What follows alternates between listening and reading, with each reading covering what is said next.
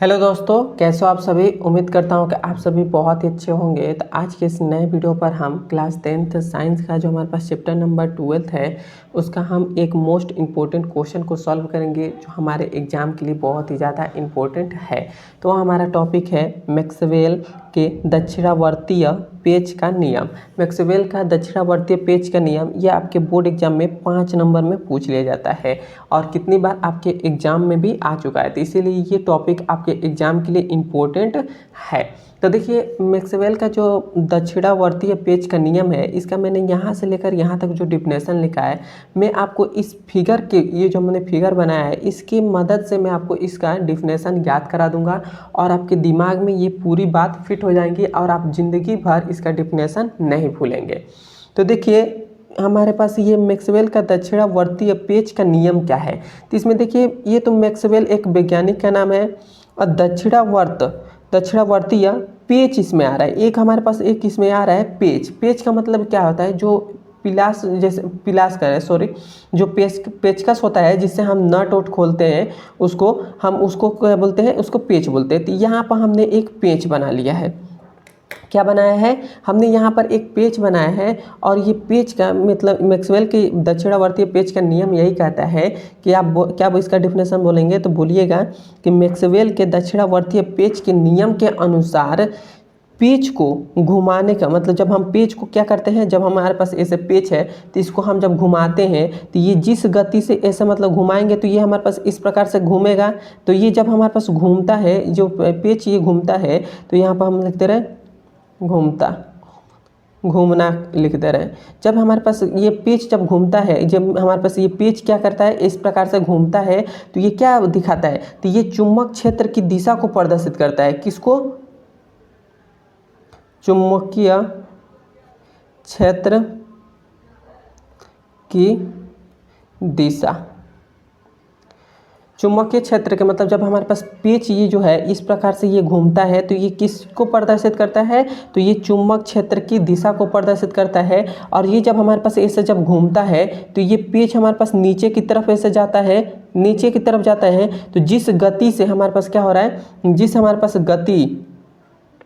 जिस गति से ये क्या कर रहा है, नीचे जा रहा है, तो उस गति को हम क्या कहते हैं, मतलब जिस गति से नीचे जा रहा है तो वो हमारे पास किसको प्रदर्शित करता है, तो धारा की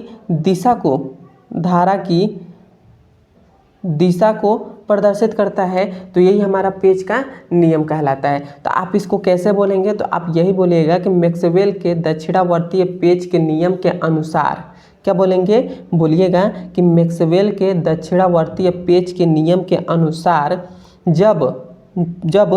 जब हम पेच को घुमाते हैं तो इसकी जो दिशा है, मतलब इसकी जो हमारे पास जब पेच की जो दिशा है, पेच की जो घुमाने की दिशा है वह चुंबकीय क्षेत्र की दिशा को प्रदर्शित करे और उसकी जो पेच की जो गति है, मतलब जो पेच की मतलब जैसे हम इसको घुमाएंगे, ऐसे जब बल लगाकर ऐसे जब हम घुमाएंगे तो ये नीचे की तरफ जाता है। तो जब हमारे पास पेच की गति जो हमारे पास है, गति वो जो आती है, गति की जो दिशा है वो किसको प्रदर्शित करे, धारा की दिशा को प्रदर्शित करे। वही हमारा मैक्सवेल का दक्षिणावर्तीय पेच का नियम होता है। देखिए, मैंने इसका डिफिनेशन हमने क्या लिखा है, तो डिफिनेशन हमने लिखा है कि इस नियम के अनुसार जब किसी दक्षिणावर्तीय पेच को इस प्रकार घुमाए कि पेच की घुमाने की दिशा चुंबक क्षेत्र की दिशा को प्रदर्शित करे तथा पेच की गति की दिशा धारा की दिशा को प्रदर्शित करे, तो उसे ही हम पेच का मैक्सवेल का